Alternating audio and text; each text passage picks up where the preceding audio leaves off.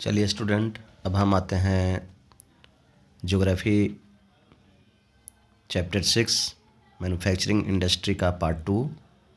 तो देखते हैं, उसमें हम देख लिए थे मिनरल बेस्ड इंडस्ट्री के बारे में। अब हम देखेंगे on the basis of ownership. Ownership के आधार पे जो इंडस्ट्री है वो कौन कौन इंडस्ट्री है वो देखेंगे अब हम। तो देखिए, नया है आपका ऑनरशिप के आधार पे जो इंडस्ट्री है, तो उसमें जो है 4 इंडस्ट्री हैं, अलग अलग ऑनरशिप के आधार पर बांटे हुए हैं। इसमें पहला है पब्लिक इंडस्ट्री। तो पब्लिक इंडस्ट्री जो होता है owned and operated by government agency. जो पब्लिक इंडस्ट्री होते हैं वो या तो ऑपरेट किए जाते हैं या ऑन रहते हैं गवर्नमेंट एजेंसी के द्वारा। जैसे आपके कौन कौन से कंपनी हो गए, तो भेल और सेल। जो भारत है बी इलेक्ट्रिकल लिमिटेड और स्टील अथॉरिटी इंडिया लिमिटेड की जो कंपनियां हैं वो पब्लिक इंडस्ट्री के अंतर्गत आता है, जो ऑनरशिप के अंतर्गत हैं। नेक्स्ट है प्राइवेट। जो प्राइवेट इंडस्ट्री हैं वो हैं owned and operated by individual और ग्रुप ऑफ इंडिविजुअल, यानी कि जो ऑपरेट किए जाते हैं या ऑन किए जाते हैं किनके द्वारा, इंडिविजुअल या ग्रुप ऑफ इंडिविजुअल। जैसे आपका टिस्को हो गया, बजाज हो गया, ऑटो लिमिटेड हो गया, डाबर हो गया, ये सब जो इंडस्ट्री हैं वो हो गए प्राइवेट इंडस्ट्री। नेक्स्ट है जॉइंट इंडस्ट्री। तो जॉइंट इंडस्ट्री जो है आपका jointly run by the state and individual, यानी कि स्टेट गवर्नमेंट और इंडिविजुअल, यानी कि गवर्नमेंट और इंडिविजुअल दोनों के द्वारा जॉइंटली है जो रन किए जाते हैं, वैसे इंडस्ट्री को क्या कहे जाते हैं, क्या कहते हैं उनको, जॉइंट इंडस्ट्री। जैसे ऑयल इंडिया लिमिटेड हो गया, ठीक है ना, इस क्या है जॉइंट इंडस्ट्री के अंतर्गत आते हैं। नेक्स्ट है कोऑपरेटिव इंडस्ट्री। ये देखिएगा इंपॉर्टेंट है, owned and operated by producers और सप्लायर्स, ठीक है ना। जो प्रोड्यूसर्स हैं या सप्लायर हैं उनके द्वारा ऑपरेट करने वाले जो कंपनी है, जैसे रॉ मटेरियल के आधार पर वर्कर्स हो गए और वर्कर, और जो आपका प्रोड्यूसर हो गए और वर्कर, उनके दोनों के आधार पर जो अपने क्या करते हैं, रिसोर्स को पूल करते हैं, ठीक है ना, जमा करते हैं और शेयर करते हैं उनका प्रॉफिट और लॉस दोनों। प्रॉफिट अगर प्रॉफिट होता है तो भी शेयर करते हैं प्रोड्यूसर, और ये आपका वर्कर जो हो गए जो, ठीक है ना, और अगर लॉस होता है वो भी, या दोनों को क्या करते हैं, दोनों क्या करते हैं, प्रॉफिट और जो लॉस या जो भी होता है प्रॉफिट की उसको शेयर कर लेते हैं। तो इसको क्या कहेंगे, कोऑपरेटिव इंडस्ट्री। जो ऑपरेट किए जाते हैं प्रोड्यूसर और ये वर्कर जो होते हैं वो दोनों के द्वारा क्या किए जाते हैं, ये रिसोर्स को पूल करते हैं, जमा करते हैं और उसको बाद क्या करते हैं, जो भी प्रॉफिट हुआ दोनों को शेयर कर लेते हैं। जैसे कौन कौन से इंडस्ट्री हो गए, तो महाराष्ट्र में जो इंडस्ट्री है और केरला में जो इंडस्ट्री है, ठीक है ना। तो ये हो गए ऑनरशिप के आधार पे 4 तरह की इंडस्ट्री हैं, ठीक है। आगे देखेंगे मेन रोल के आधार पे, ठीक है ना। मेन रोल के आधार पे भी 2 तरह के इंडस्ट्री हैं। वो पहला हो गया आपका बेसिक या की इंडस्ट्रीज को कहते हैं, और उसके बाद कंज्यूमर, ठीक है। तो देख लेंगे, supply their products to manufacture other good, ठीक है ना। अपने प्रोडक्ट को वे उनके प्रोडक्ट को सप्लाई मैन्युफैक्चर और अदर गुड, जैसे क्या कह रहा है, सप्लाई देयर प्रोडक्ट्स, ठीक है ना। उनके प्रोडक्ट्स क्या करते हैं, सप्लाई करते हैं मैन्युफैक्चर को अदर गुड्स के, जैसे आयरन स्टील हो गया, कॉपर हो गया, आयरन स्टील, ये सब जो इंडस्ट्री हो गए। और consumer produce goods for direct use by consumer, यानी कि ऐसा जो आपका हो गया कंज्यूमर वाले जो इंडस्ट्री हैं जो डायरेक्ट यूज आ जाते हैं। जैसे शुगर हो गया, डायरेक्ट यूज कर लेते हैं हम लोग, टूथपेस्ट, कॉपर, सीइंग मशीन, ये सब हम लोग क्या करते हैं, डायरेक्ट यूज कर लेते हैं, ठीक है। ये बेसिक और की इंडस्ट्री में क्या हो गया आपका, जो मैन्युफैक्चरिंग हो करके और फिर उसको क्या करेंगे, प्रोडक्ट जो मैन्युफैक्चरिंग हुआ तब उसको हम लोग क्या करेंगे, अदर गुड में चेंज होगा। जैसे रॉ मटेरियल है, आयरन ओर है, ठीक है ना, कॉपर है, ये सब क्या है, इसको यूज हम लोग डायरेक्टली नहीं करते हैं, ठीक है ना। और ये जो है शुगर है, टूथपेस्ट है, पेपर है, ये सब हम लोग डायरेक्टली क्या करते हैं, कंज्यूमर इसको क्या करता है, यूज कर लेता है, ठीक है ना। तो ये हो गया आपका बेसिस ऑफ की इंडस्ट्री, और एक कंज्यूमर किसके आधार पे, मेन रोल के आधार पे, ठीक है ना। अब कैपिटल इन्वेस्टमेंट के आधार पे भी इंडस्ट्री है। जैसे 2 इंडस्ट्री, अगर ज़्यादा कैपिटल रहता है तो लार्ज इंडस्ट्री, कम कैपिटल यूज करते हैं तो स्मॉल इंडस्ट्री। तो स्मॉल स्केल इंडस्ट्री में क्या हो गया, इन्वेस्टमेंट अगर 1 करोड़ से कम है, ठीक है ना, अगर 1 करोड़ से इन्वेस्टमेंट कम है तो वैसे इंडस्ट्री को क्या कहेंगे, स्मॉल स्केल इंडस्ट्री। और लार्ज स्केल इंडस्ट्री उस इंडस्ट्री को कहेंगे जिसमें जो इन्वेस्टमेंट होता है, ठीक है ना, वो 1 करोड़ से क्या है, ज़्यादा हो, ठीक है ना। कोई भी इंडस्ट्री पे अगर 1 करोड़ से ज़्यादा का इन्वेस्टमेंट है लार्ज स्केल इंडस्ट्री, और 1 करोड़ से कम का इन्वेस्टमेंट है स्मॉल स्केल, जैसे MSME जो है छोटे मोटे इंडस्ट्री खुलते हैं वो स्मॉल स्केल इंडस्ट्री के अंतर्गत आते हैं। ठीक है, अब आएंगे वेट के आधार पे, वेट और रॉ मटेरियल को फिनिश्ड गुड करने के आधार पे जो आपका जो है इंडस्ट्री है वो 2 तरह के हैं। ठीक है, एक हो गया हैवी इंडस्ट्री, एक हो गया लाइट इंडस्ट्री। जैसे आपका heavy industry heavy raw material को क्या करते हैं, प्रोड्यूस्ड फाइन यानी कि प्रोड्यूस्ड करके यानी कि उसको गुड्स में चेंज कर देते हैं। जैसे आयरन एंड स्टील इंडस्ट्री हो गया, ठीक है ना।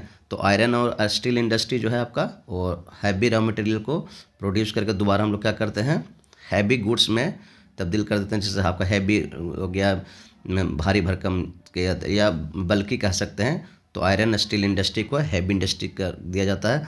और साथ साथ ये जो इलेक्ट्रिकल ट्यूब लाइट बल्ब या स्विच वगैरह का जो इंडस्ट्री होता है जिससे लाइट रॉ मटेरियल यानी कि हल्का रॉ मटेरियल का यूज किया जाता है, उसको क्या कहते हैं, जैसे इलेक्ट्रिकल इंडस्ट्री जो है लाइट इंडस्ट्री के अंतर्गत आते हैं।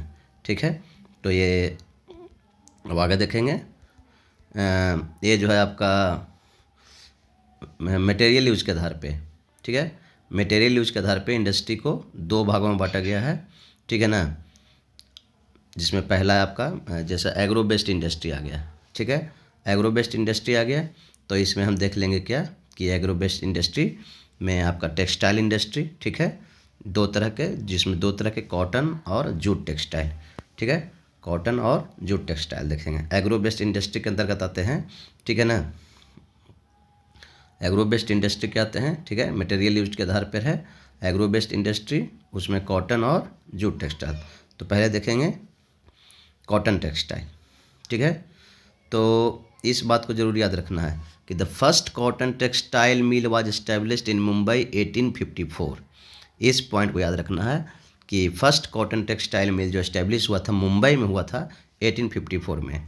साथ ही साथ इन द अर्ली ईयर्स, शुरू के वर्षों में, the cotton textile industry was concentrated in the cotton growing belt. ठीक है ना, शुरू के अर्ली समय में यानी कि कॉटन टेक्सटाइल इंडस्ट्रीज था वो लगाया गया था कॉटन ग्रोइंग बेल्ट में, जैसे महाराष्ट्र गुजरात ये सब जो कॉटन ब्लैक सॉइल वाला एरिया है तो कॉटन ग्रोइंग बेल्ट है ये सब, तो यहाँ कॉटन इंडस्ट्री लगाया जाता है। It provides employment to weavers. ये किसको किसको एम्प्लॉयमेंट प्रोवाइड करते हैं, तो वीवर्स को, कॉटन फार्मर्स को, ठीक है ना, मिल वर्कर को, ठीक है ना, सपोर्ट केमिकल्स, डाई इंडस्ट्री और इंजीनियरिंग के वर्कर्स जो है इंजीनियरिंग के क्षेत्र में, इसमें क्या करते हैं ये कॉटन टेक्सटाइल जो है ये एम्प्लॉयमेंट प्रोवाइड करता है। साथ साथ India export yarn to Japan. अब यहाँ से कॉटन टेक्सटाइल जो कॉटन का यार्न है वो कहाँ कहाँ एक्सपोर्ट होता है इंडिया से, वो देखेंगे Japan, America, USA, United Kingdom, Russia, France, East European country, Nepal, Singapore, Sri Lanka और अफ्रीकन कंट्री। ये सब कंट्री को क्या होता है, भारत एक्सपोर्ट करता है yarn.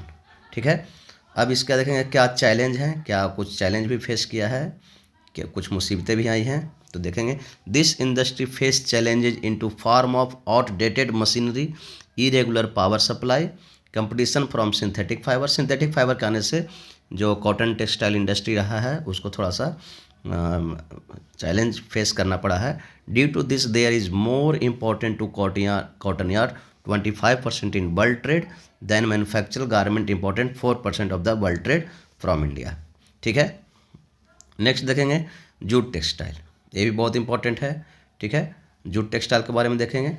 In India is the largest producer of raw jute and stands at second place as an exporter after Bangladesh. ठीक है ना, भारत जो है जूट के प्रोड्यूस में, जूट प्रोड्यूसिंग के क्षेत्र में जो सेकंड पोजीशन पर है, बांग्लादेश के बाद स्टैंड करता है। ठीक है, बांग्लादेश के बाद क्यों, क्योंकि ये बांग्लादेश 1971 में भारत से ही अलग होकर के बांग्लादेश बना था। ठीक है ना, जब भारत और पाकिस्तान का बंटवारा हुआ था 1947 में, उसके बाद बांग्लादेश का निर्माण 1971 में हुआ। ठीक है ना, तो जिसके कारण बहुत सारे जूट जो इंडस्ट्री थे वो बांग्लादेश में चले गए थे, इसलिए बांग्लादेश जो है नंबर 1 है, जो लार्जेस्ट प्रोड्यूसर है नंबर 1 पे, और इंडिया सेकंड लार्जेस्ट प्रोड्यूसर है। मोस्ट ऑफ द मिल्स, क्योंकि मोस्ट ऑफ द मिल्स जो है वो बांग्लादेश में चले गए थे। लेकिन अभी भी most of the mills are located in West Bengal, भारत के वेस्ट बंगाल कोलकाता वाला रीजन में, वेस्ट बंगाल में बहुत सारे क्या है, हुगली रिवर के किनारे अभी भी मिल्स लोकेटेड हैं, ठीक है ना, नैरो बेल्ट वाले एरिया में, ठीक है ना। क्यों? क्योंकि यहाँ जूट प्रोड्यूस्ड इन प्रोक्सिमिटली, जब बहुत ज़्यादा मात्रा में यानी कि अच्छे मात्रा में क्या होता है, जूट का प्रोड्यूस होता है, ठीक है ना। इनएक्सपेंसिव ट्रांसपोर्ट जो है उतना महंगा नहीं है, एक्सपेंसिव नहीं है, इनएक्सपेंसिव है, ठीक है ना। बट वाटर की सुविधा मौजूद है क्योंकि हुगली नदी के किनारे है, तो ठीक है ना, गंगा का ही वो पार्ट है, ठीक है ना। चीप लेबर भी सस्ते मिल जाते हैं।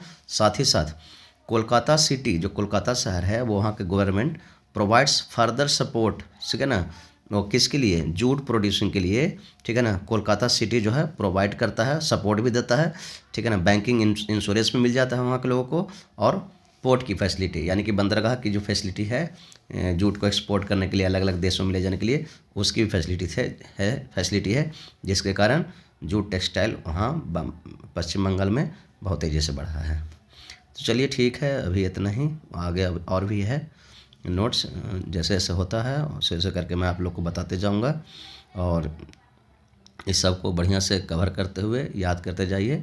और ठीक है, आगे देखते हैं, फिर नया कुछ बनाते हैं, फिर आगे नेक्स्ट डालते हैं। तब तक आप लोग ध्यान से पढ़ते रहें। जय हिंद, वंदे मातरम, भारत माता की जय।